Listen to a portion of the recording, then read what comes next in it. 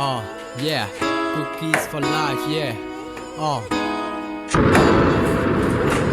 ဘယ်တော့နဲ့လမ်းတွေရှောက်မှာဖက်ခဲကိုရွေးချက်ဝမ်းစာအတွက်လုံလောက်လဲကြက်တဲသလိုတွေးတယ်ငိုကြွေးစရာရှိရင်ငိုကြွေးမယ်ဆိုးရွားတဲ့နေ့ရက်တွေကိုနေရှိစမ်းမဲ့နားကအောင်ငါပို့တွေးတယ်အမြဲတွေးမိရလက်တွေကမ်းဖို့ပဲတကယ်လက်တွေးမှာတစ်ဖက်သားဒုက္ခတွေဝင်ထမ်းဖို့မလွယ်နိုင်ငံရေးချီနေကြလူငယ်တစုကစောက်ပြဿနာတွေတန်းတိုးတယ် Forget about struggle အားလုံးသူဖြတ်တန်းလို့ကဲလူတိုင်းတွေ့ရွေးစရာရှိရကောင်းတဲ့ပန်းကောင်းတဲ့လမ်းမဟုတ်ရင်ရောက်သွားမှာမကောင်းတဲ့လမ်းတွေးရွေးနေချိန် Hi, it's Dan this time, actually not Steve anymore.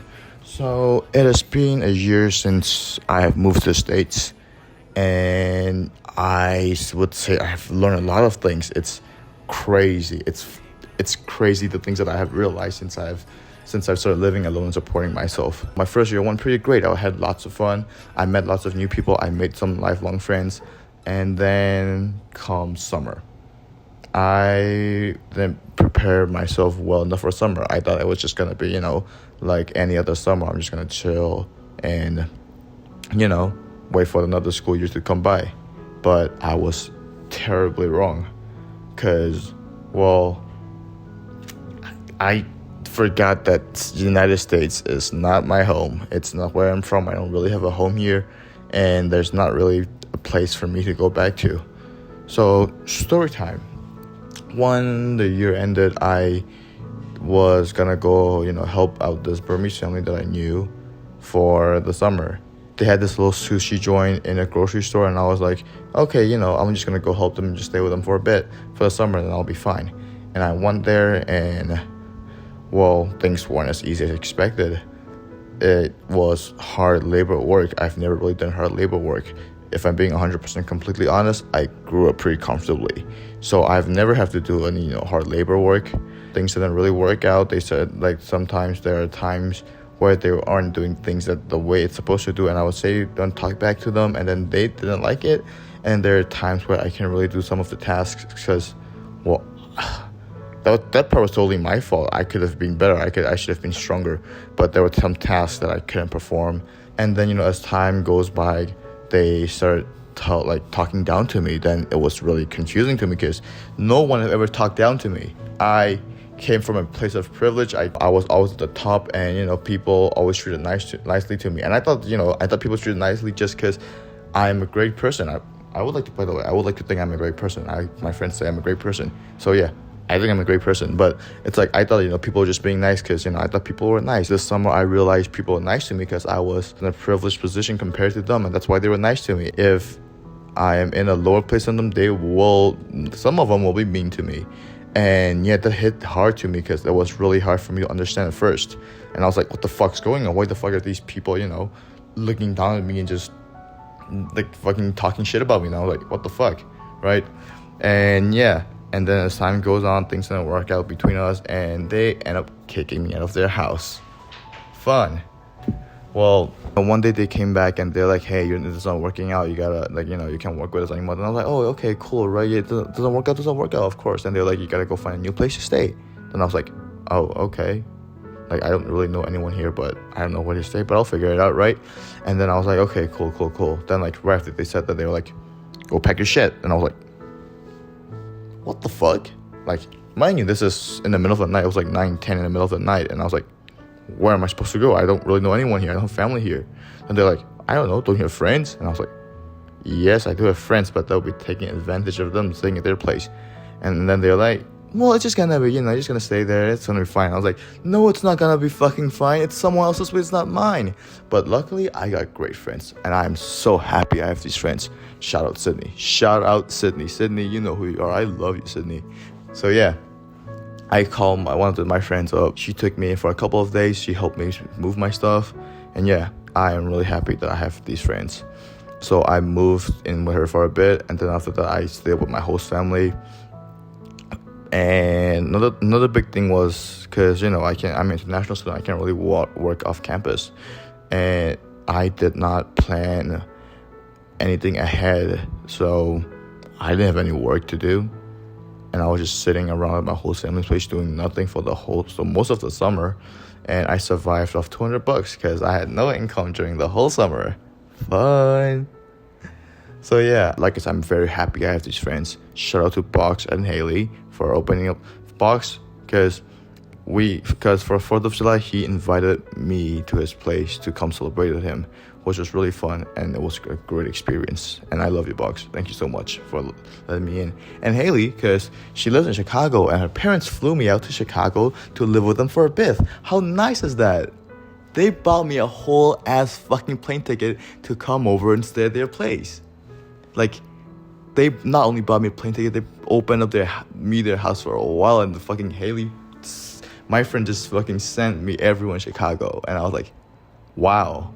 Like, they're shitty people, but at the same time, they're great people. And these people, I'm so happy I'm friends with these people. Like, without them, I honestly, would be just sitting around doing nothing. Like, I wouldn't have done anything for the summer. But because of these people, I got to go to Chicago, Colorado, Wyoming, and, new places. It was fun. The first 2 lessons that I learned was life is hard. People is not gonna just, hand things out to you. And second thing I learned was to plan ahead. That's one of the 2 main things that I learned over the summer from just staying alone, supporting myself.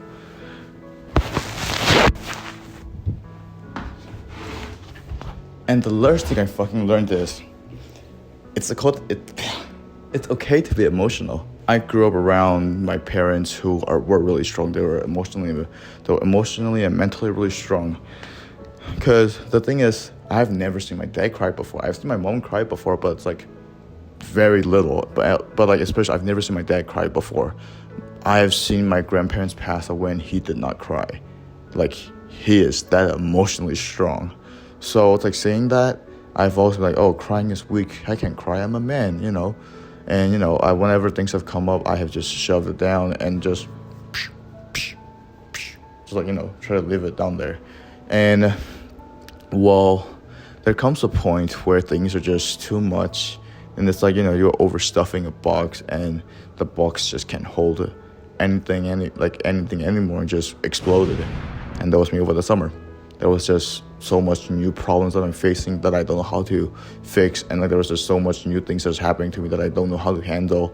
And then I just end up giving in. I just cried. Like, I've never cried from just emotions. I have cried because my parents disciplined me as a kid because it hurts, but I've never cried because the emotions have become too much for me. And it's my first time crying, and I remember that I cried like a little kid.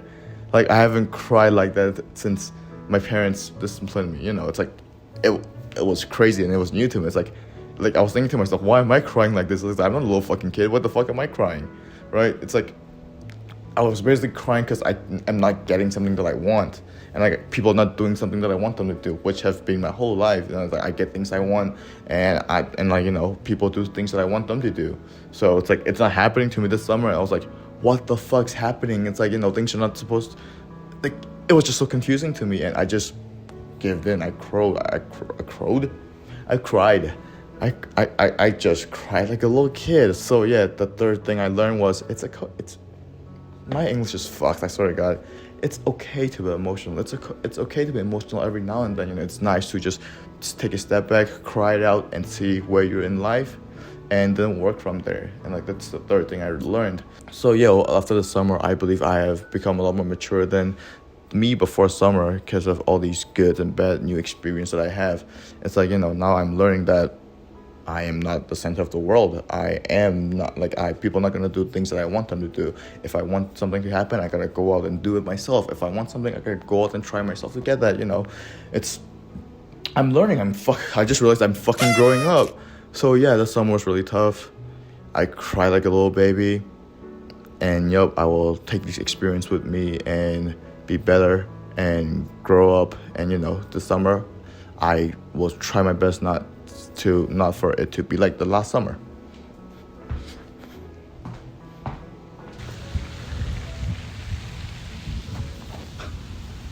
So yeah, after the summer, it got me thinking, how do other people deal with these problems? How do other people my age, other college students deal with this coming of age problem? I can't be the only one facing all these problems, right? And from there, it gave me an idea of starting a little podcast, like interview series, And I don't know what I'm gonna name it yet. I was thinking of Dorm Room Talks with Steve, but we'll see how it comes. But yeah, now I'm planning to make a little series where I interview people my age, people from my country, people more other international students about how they're dealing with their own problems, and what kind of problems that they have, like what kind of coming of age problems do they personally have. So yeah, wait for it, it's gonna come soon. And yeah, there's gonna be a little podcast series on this channel about how people are dealing with coming of age stories. Thank you for watching. That out, and I'll see you in the next video. So